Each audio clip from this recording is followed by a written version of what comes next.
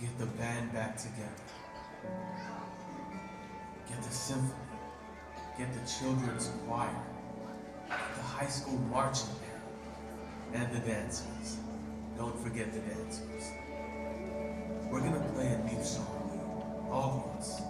Everyone. This will be God's song. It's part of Him, and it's been given to us. And we will sing it from the tallest buildings. It will be the greatest song of all. We will sing it when we are low. We will sing it when we are on a mountain. It is a song of the universe, from its beginning to the present moment. Now, this moment. And it will go on forever because God goes on forever. This is God's song. God the Creator, God the good, God the just, God who brushes his opposers off like dust from his shoulders, God the mighty and God the merciful. People will sing this song. People will dance to this song. No critics allowed. They will be stopped dead in their tracks. The words will be turned against them because today we will sing. Today the baby is born. Today the angels break forth. Today darkness cowers in the corner. Today wrongs are righted. Prophecies are fulfilled. Wounds are healed. The hungry stomachs are filled. Today we all get loud. Today Jesus comes to earth. Yes, Jesus, the Messiah. And this is the song we sing. This song will heal the world. This song is the song of our Savior. He is born. Hallelujah. Jesus Christ is born.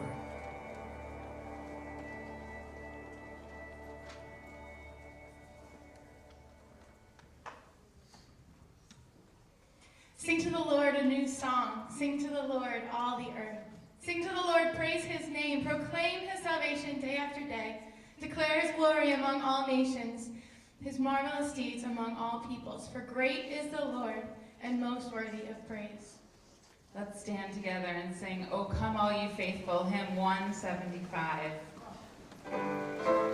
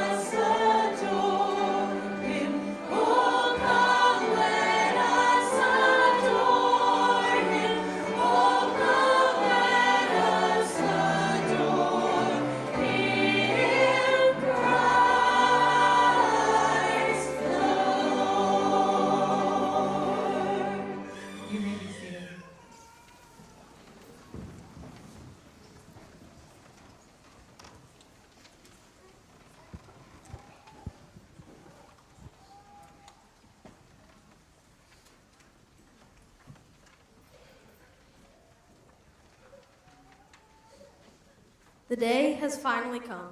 All the waiting, prayers, hopes, dreams, struggles, joy, and pain is over. We've made it to the manger. We've made it to the fulfillment of God's promises and prophecies. The Savior has been born. As we celebrate this wonderful, joyous day, our hearts are drawn to the day God came with blessing through a gentle mother and tender child in a tiny village. We celebrate the reality that the Son of God had equal status with God, but didn't think so much of himself that he had to cling to the advantages of that status. When the time came, he set aside the privileges of royalty and took on the status of a servant. He became human.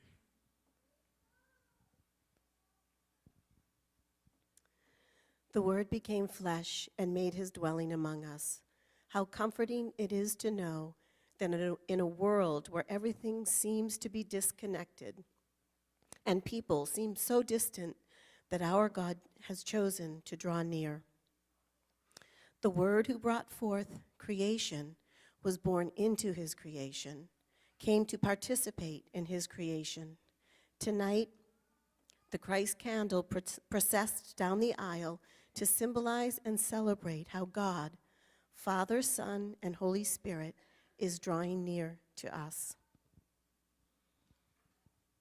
Pray with me. Glorious One who humbly sent your Son into the world, may your Spirit ignite and deep peace with all people at the announcement that you are with us.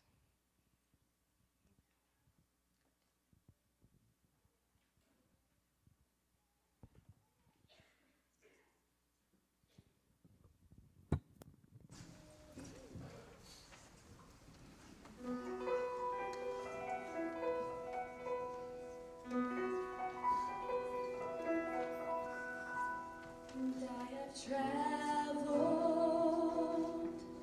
many moonlit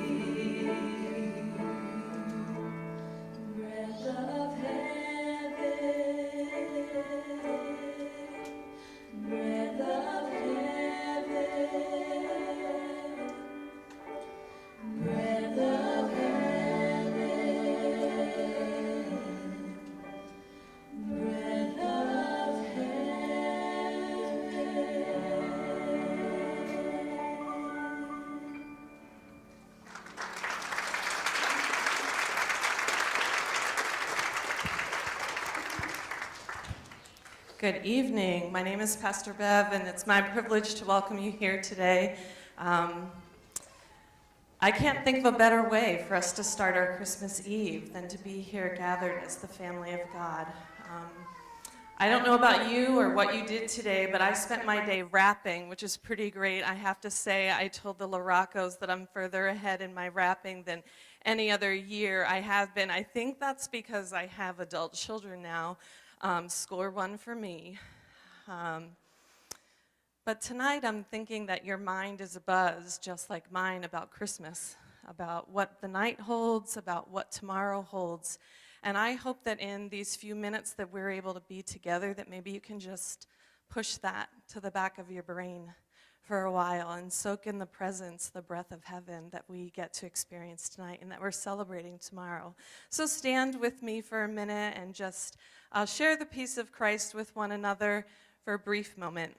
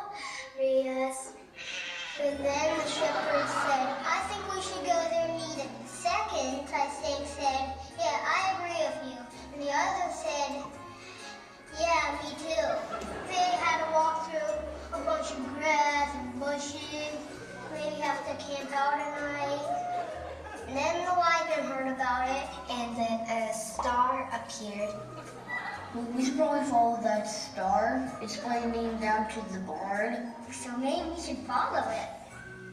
Maybe. So the wise men went to Jesus. They gave them gifts. Is the family like a helper one? They have at home. Some diapers, they get some wine, some milk, some shoes, some Jordans. Gold ring and platinum. And I don't know how they would survive in that barn. Too stinky, too crowded. I think he probably pooped because the room is very smelly. Thank you for coming. He's adorable. He's gonna be our best friend. I love you.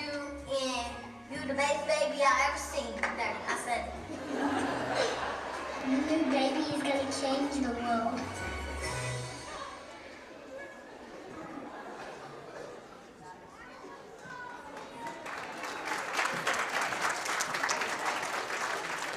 If only I could take some credit for that, but I think that's a pretty big mic drop on the kids' part. That was pretty awesome. I'm going to invite our ushers forward.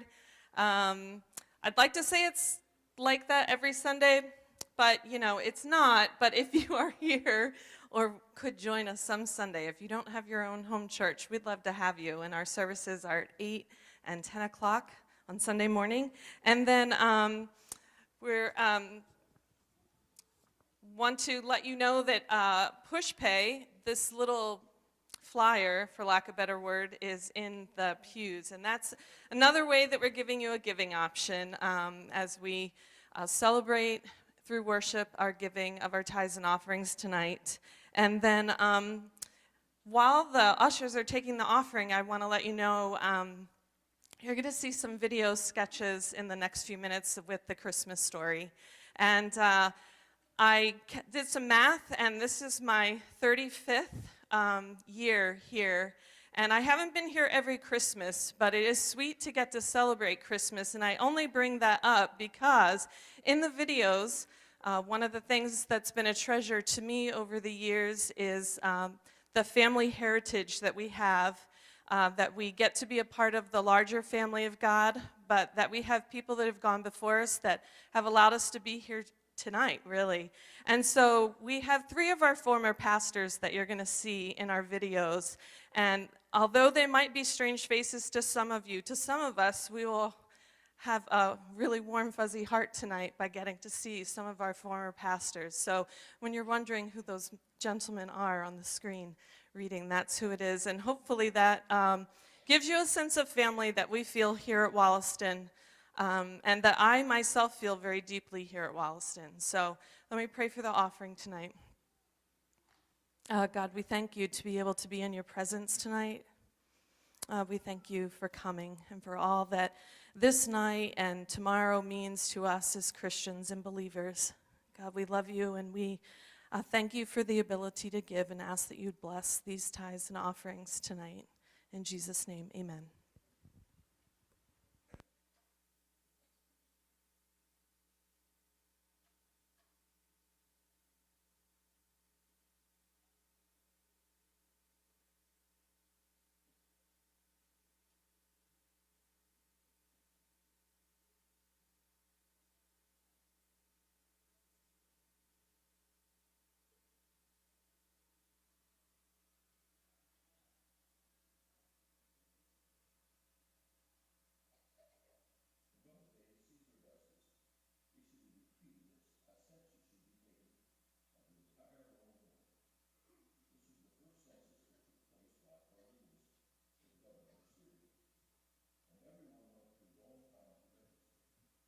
So Joseph also went up from the town of Nazareth in Galilee to Judea, to Bethlehem, the town of David, because he belonged to the house and line of David.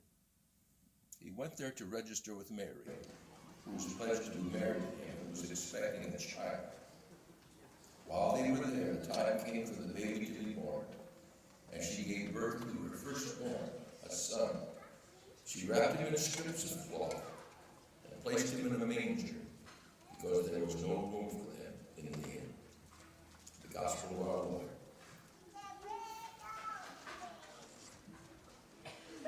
Sing with us. Hymn number 183.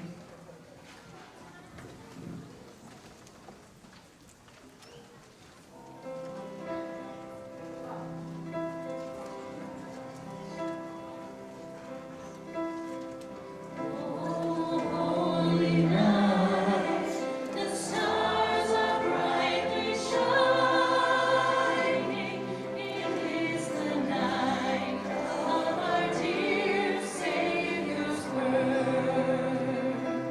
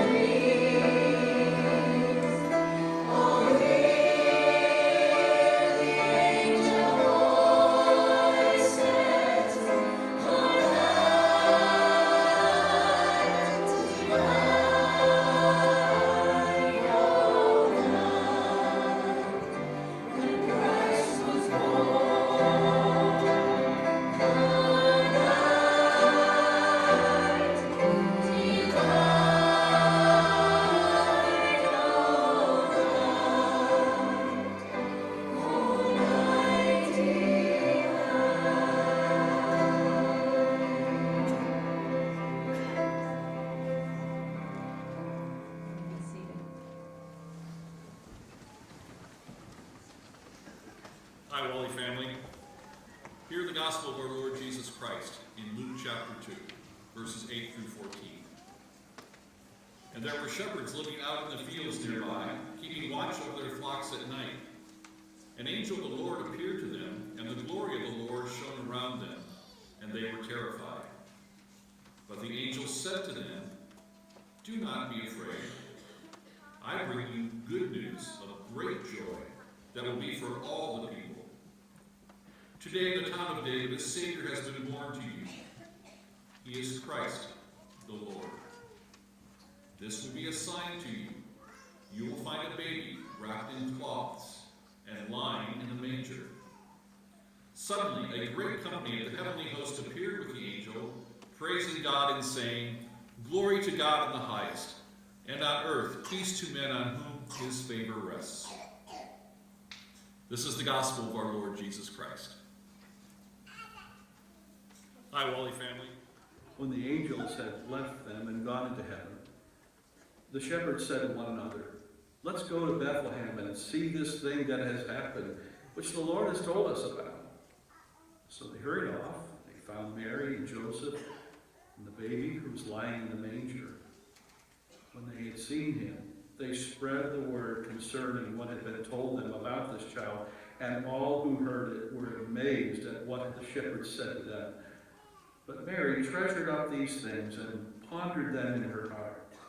The shepherds returned, glorifying and praising God for all the things that they had heard and seen, which was just as they had been told. Let's stand together and sing "Hark the Herald Angels Sing," hymn number 191.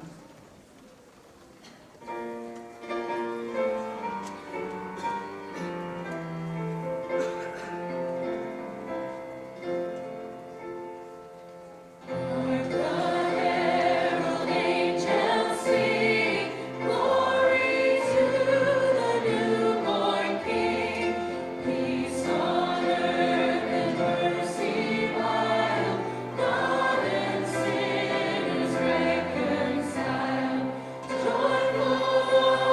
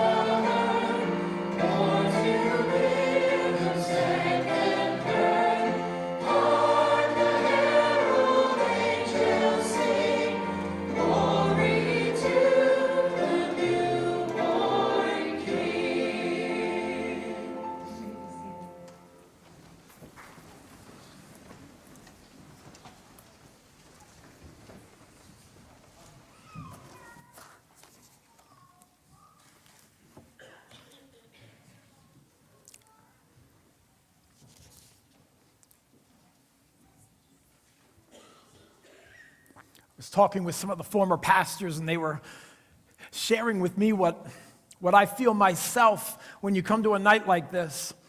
As many times as we've lit candles and sung the songs and heard the scripture, I don't really grow tired of hearing that message. I don't think I could ever get tired of hearing that the people who sat in darkness have now seen a great light. Isaiah says it in chapter 9, thousands of years before Christ ever shows up. They foretell it just that way. The people who walked in darkness, they will see a great light. And those who dwell in the land of deep darkness, on them light will shine. Isn't that what you crave most when you're in the dark?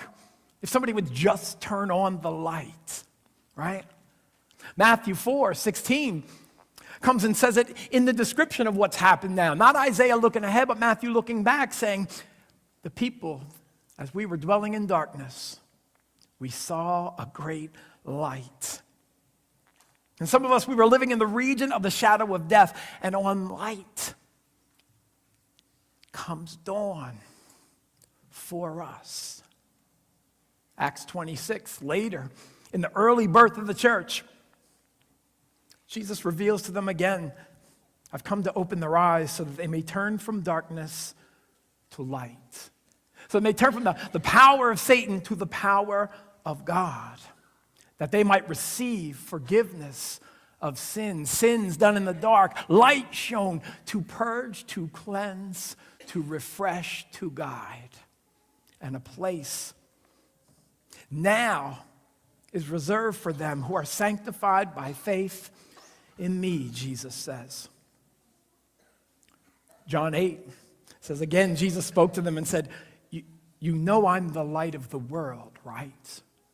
Whomever follows me will not walk in darkness, but will have the light of life. Those of you who have walked in the light, have you ever had a friend of yours who isn't a believer look at you and at some point just look with a little bewilderment to go, hey, how come you don't seem to be living in the same darkness I'm living in? Hey, how come you seem to have a direction, a path, a peace, a joy, like light is on your path, and I get over here, I got nothing, just dark. Believers, you ever had that conversation with family, neighbors, roommates, friends? Because light and dark, they're very different things, right?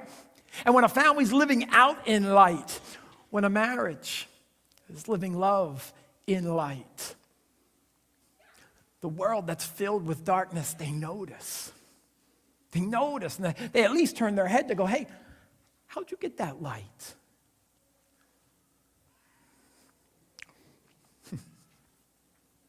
It's unbelievable that the light comes to us where God delivers a little baby. Isn't that crazy? That was not lost on me again. Last week we had breakfast with the boys. We went over to IHOP, and any fellow who wanted to meet up for some sausage and bacon and pancakes early in the morning just to remind each other that we're not alone on this journey with Christ. So 15, 16 of us just piled in and had pancakes together, but TJ Kerr brought his daughter because he's on daddy daycare duty. And so he's going to bring breakfast with the boys. It was going to be breakfast with the boys plus one. And she sat up close to the table, and the rest of us, all 14 of us, look over and said, your baby's not regular. I don't think she's cried one time. I don't even think she's wiped a smile off her face. And TJ just smiled and goes, yeah, I think we're only going to have one because, I don't think we can do better than this one, right? And I looked over, and the baby, like she understood what he was saying. She goes like this. The connection she had with her daddy was awesome. It was so great. I mean, she's not even that verbal, even to give a lot of words. She's so quiet. She was just tenderly kind of playing with little things. But every once in a while, she'd look over, and she'd just want to imitate her daddy. Just anything he was doing. He was talking like this. She'd go, oh, yeah. And she would look with these eyes of love on him. And sometimes he'd be doing this thing, but it wasn't lost on him. He'd stop once in a while and go, yeah, I know. Mid-story, he's telling about the thing. I mean, come on. And all the daddies around the table went, oh my, look, that connection's unbelievable. When it's in light and health and love. And this is what our God has provided for us. He said, you know, the best way I could rescue you from your sin and darkness and disease and violence and brokenness and disobedience and loneliness, the best way I could shine light, I mean, families, you know, is when a new birth comes in. All the potential, all the joy, all the hope, all the light. In our family, we have this circle of life that happened many times, and oftentimes when an older member of our family passes away and we're at a funeral, we're also announcing somebody's pregnancy or delivery and birth. It's fascinating to me to see that in a dark time like mourning at a funeral, a new birth, this new baby can bring all the hope and possibilities back around where we could have been left in darkness and sorrow and emptiness, no hope. And God gets this. Every part of that breakfast, if I ever needed just a little shot, you know, just a reminder of hope, I'd look over at TJ and his girl, and there was light and hope and potential and joy and a deep connection. I mean, she's a girl, he's a boy. They look like twins, though. Their mannerisms, the way she wanted to imitate him was amazing. And sometimes I forget, I want to keep Jesus as a baby in the nice baby posture with all that hope and potential, but I often forget that, you know, God didn't stay in Bethlehem. He didn't rent out that stable and say, you know what, thanks for we would have liked a room. That would have been nice. But the fact that you gave us the outhouse of the animals, you know, we like it. We're just going to, how about we just lease this for a while? No. God moves on in the story and grows him. And now he takes a different posture. At Christmas time, we lay him in the manger. Oh, holy night. Oh, what child is this? But you know, he takes other postures, right? Other postures that can be life-changing if we recognize it. He draws near to us today. Near in 2000, almost 19, he's pushing close to us. Not still one time back in the Middle East. Not a one night where it was quiet and silent and then craziness and shepherds were hearing joy and angels and choirs and bright lights and the darkness was given light. One time, no. Jesus says, I'm here today. My one-year Bible. It's interesting to me that as I read it each year, I get to the end of reading it in December, right? And you know what brings you into December if you're reading through the Bible like this is Revelation. That's a weird Christmas passage, right? You ever read Revelation? If you're new to reading the Bible, don't start there. You're not ready. Don't let's ease you in, maybe a book like John or James, but you dive into Revelation and it's something. But what's always fascinating to me, each year I get to this end, I'm looking at the calendar and I'm matching it up, and then I panic a little. I'm like, I skipped a bunch of days. I gotta move this along. And I get to Revelation 3. And Jesus is not wrapped up, kind, tender, swaddled like a baby. I don't even know what swaddling is. No, he's not there anymore. You know where he is in Revelation 3? A whole different posture. You know where he is? He's at a door. And he's just knocking. He's not jiggling the handle. He's not checking for his lost key. Not looking under the mat to say, well, maybe they let me in the back. He's just knocking. And now this discipline that Tyndale and Zondervan has given me of breaking up the Bible into 1 year doesn't seem so odd that we end in Revelation at Christmas time, because there was a time where I had to realize that knocking was real. And I had a choice. I could determine whether I wanted to listen to that knocking, investigate who it was, or just go about my business. Especially around Christmas, I got things to do. I don't know who's at that door. I got time for that. It's funny, though, that had I preached this 25 years ago, going to the door would have been something else, right? You remember? You young people, if you're under 30, you don't know about this world. But in my world, in Philadelphia, if someone knocked on our door in the evening, it was a party. We would stop what we were doing. I got to do homework. Oh, no. We have company. We've company. They've come. And we'd stop everything. And my parents, they would hold a baked good, usually an Entenmann thing, with the raspberry and the white things. She would buy this thing and go, hey, Stephen, we don't eat that. That's for company. I said, when we're having company? She goes, I don't know.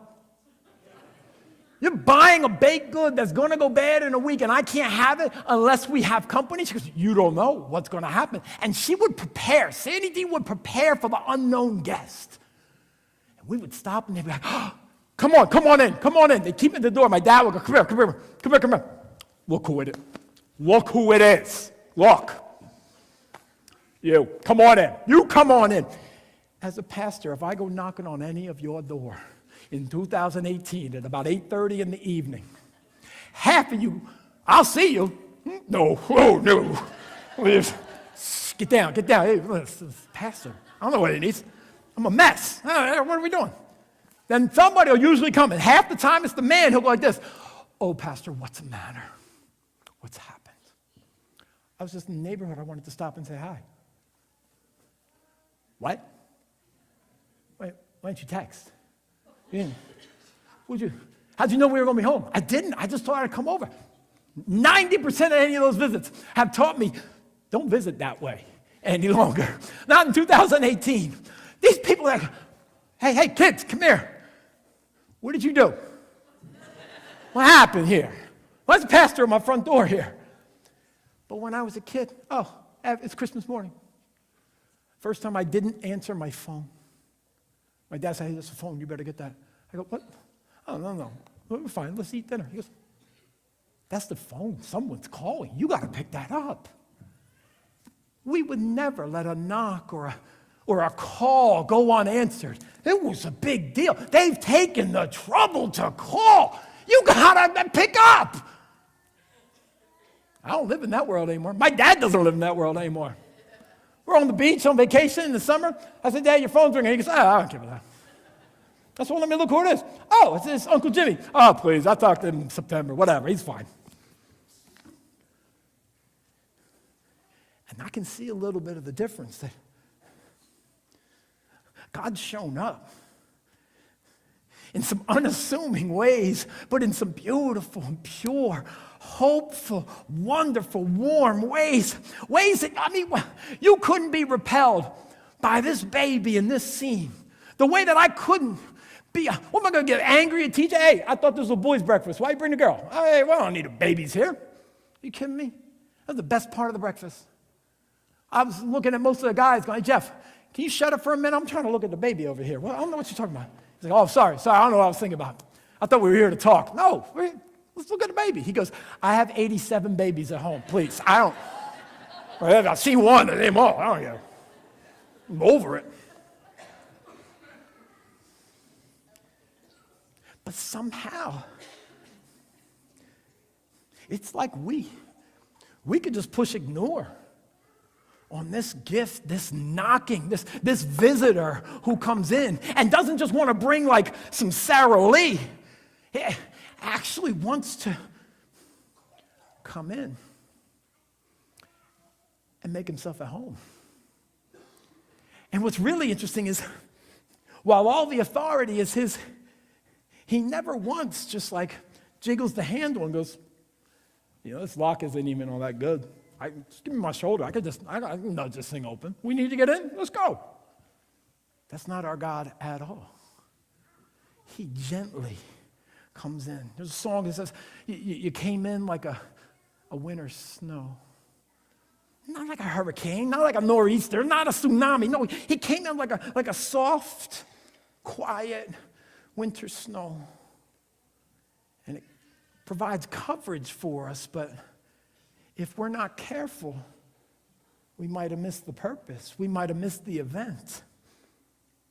And we might miss the reality that even now, he just knocks. Not to take a survey, not to ask for a donation, not to meddle and mess around, not to look past you and go, I just wanted to see what you guys are really up to in here. Oh, he's just knocking, saying, all that the Father has, he's given to me, and I just want to bring it into your house. All the peace, and the hope, and the gentleness, and the patience. All the maturity and grace. Grace, like when you do something wrong, you did something wrong, and your parents, your teacher, the authority, your friend doesn't hold you accountable for it, but says, that's okay. I love you. Grace, well, in a transaction, when I borrow money from you and I forget to pay it back, and years later somebody says, hey, did you ever pay that? Oh, my word, no, I didn't. You go running back, I don't have any money right now, but I owe you. And they go like this, don't forget about that. I love you. We're good. Undeserved favor. Man, I'm drawn to that, aren't you? The lender who shows you grace, I don't know where they are, but I want them to be my friends. I'm drawn to that sort of posture. This is our God. And a long time ago, he came in like a quiet winter snow. He just barged his way in. He didn't come with a parade. He didn't come with the fanfare and the armies and the 24/7 news coverage. He came in soft and low. And he stuck around, even when he took a look around and said, you people, wow, you've made such a mess of things. And we've all said, we know. And Christ, daily, moment to moment, stands at your door and says, I'd love to come in. I would love to bring some healing. I would love to turn that anxious into calm. I would love to turn your fear into a peace. I'd love for you to be able to wake up day after day knowing that my Father has got you. I'd love for you to know what I feel from the Father when he looks at me with eyes of love. TJ looking at his girl, and she just lit up, knowing, with no words, he was conveying, I'm crazy about you. And she knew it.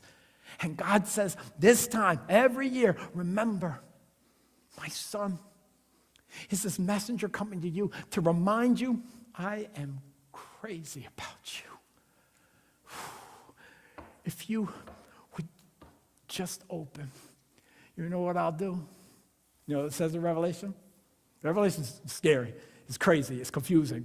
But here, I get this part. He says, if you would open the door, I will come in and break bread with you. I will come in and sit at your table. If you would have me. And we'll eat together. I'll provide and sustain and feed and nourish, and you will follow and acquire my ways, and from your nourishment, we'll get up together and leave this just living room, and we'll live out light in a dark world. And I'll be with you every step of the way. When you opened the door, it seemed like you were saying you wanted that. And I know when I did it. I know when my parents did it. And our family made that step together. And we went like this. Oh, we really want that. And Jesus pulled us close and said, I got you. And it wasn't decades ago.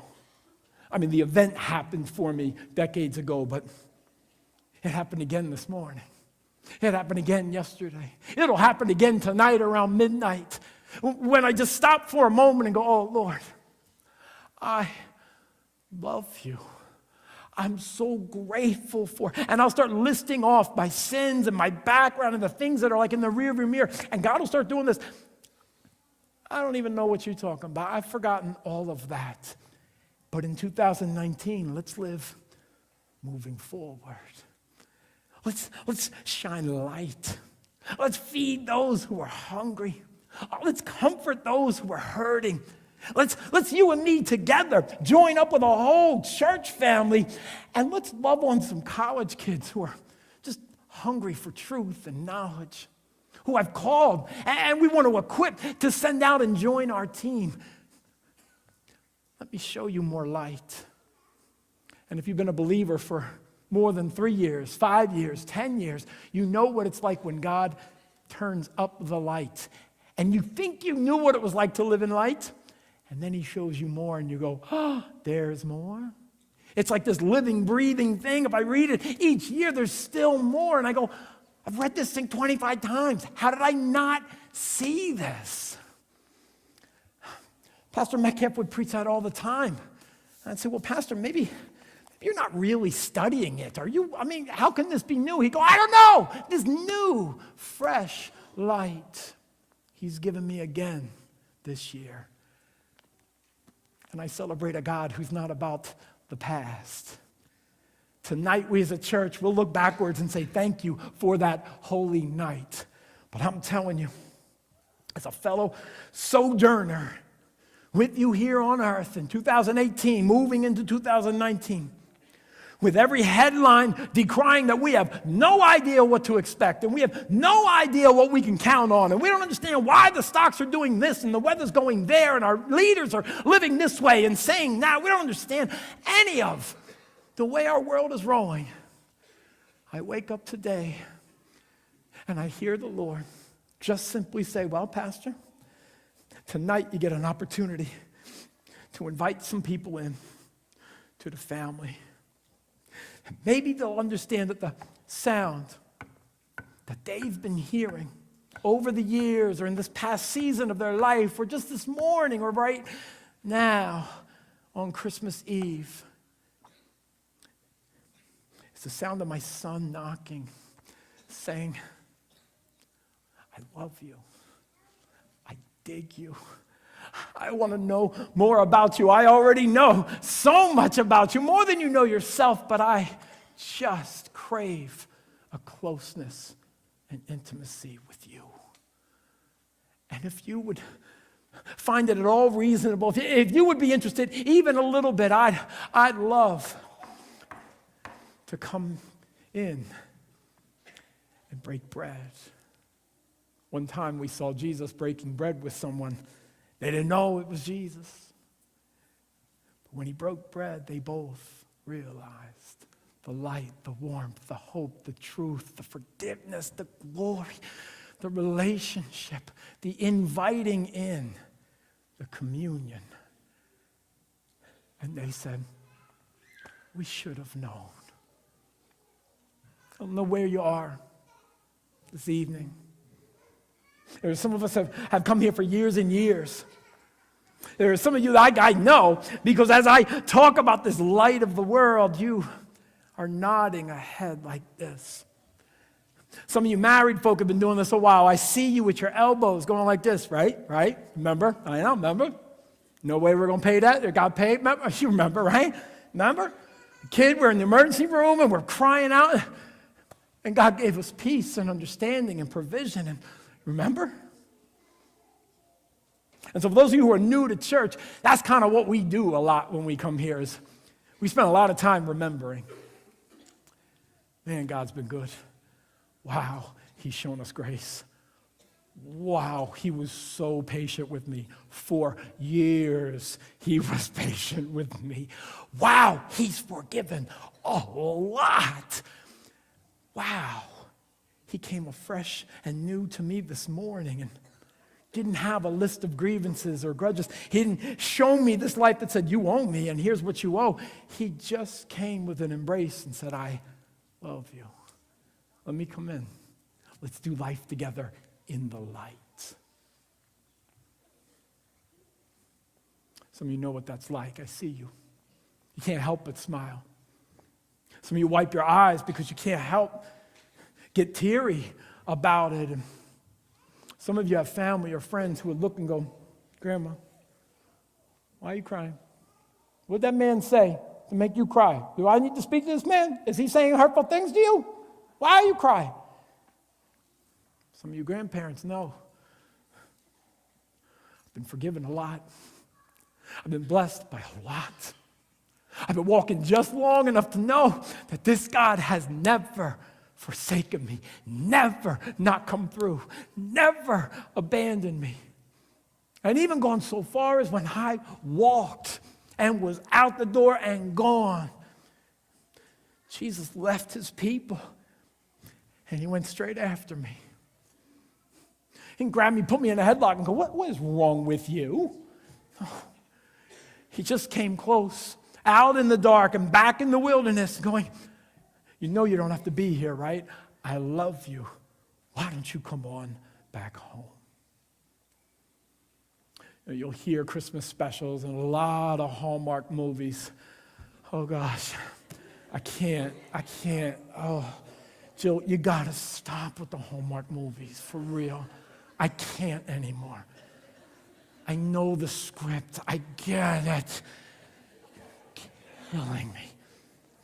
But so many of them, even if there's a formula that works for them, and they do it 65 times over and over again, so many of them, in the title, in the poster, in the commercial, I don't even know what inane marketer is tasked with the job of coming up with a fresh new commercial to entice you to watch these movies. Hey, you know what it is. You're going to watch. We're going to give it to you. Come on. And all the women in my life go, you darn right. Let's go.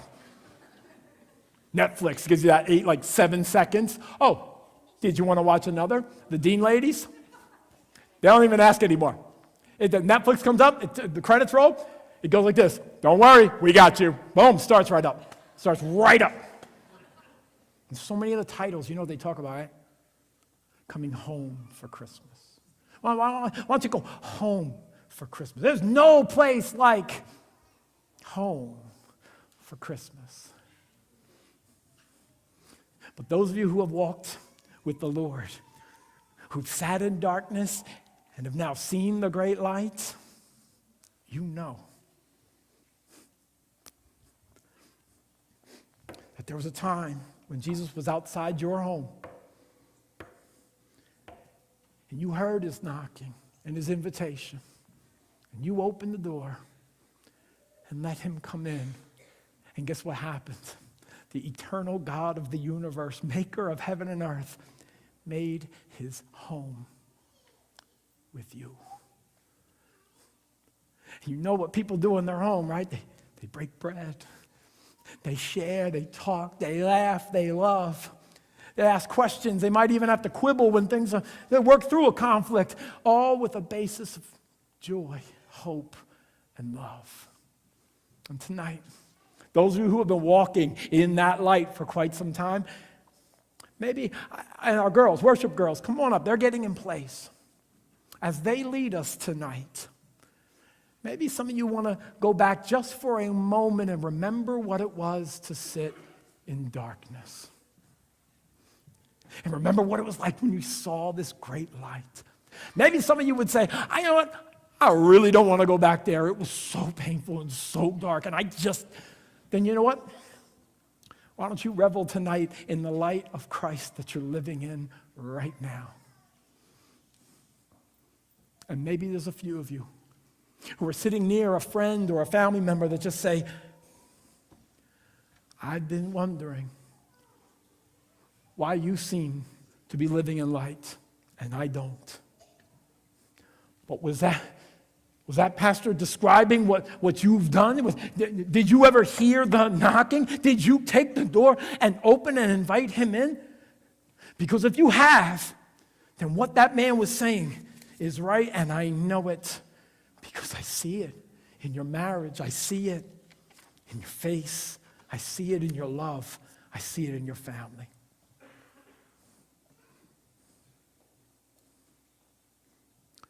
So if you really want to go home for Christmas, maybe tonight,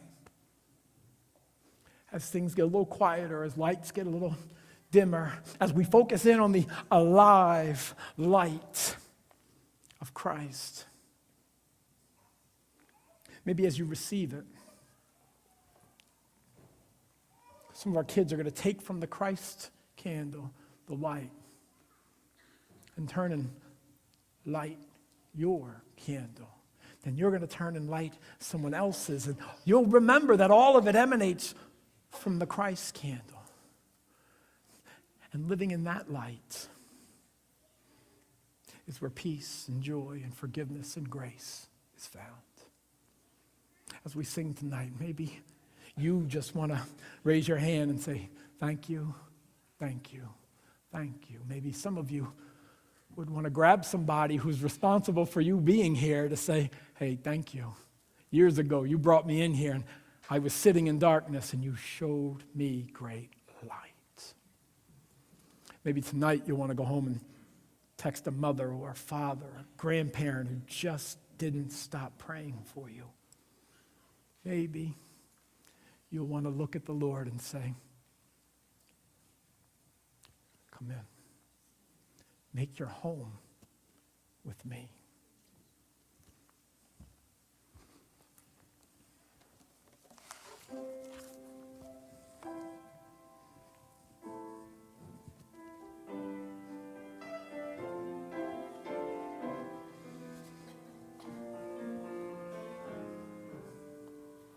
All is well,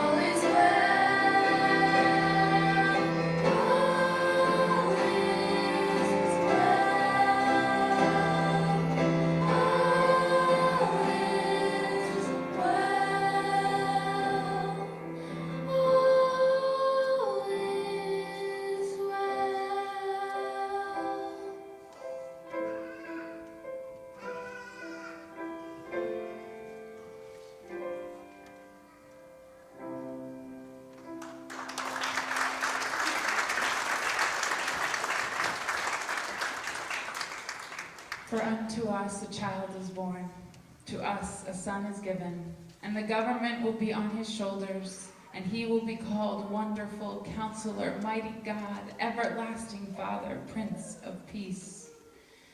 Of the greatness of his government and peace there will be no end. He will reign on David's throne and over his kingdom, establishing and upholding it with justice and righteousness from that time on and forever. The zeal of the Lord Almighty will accomplish this.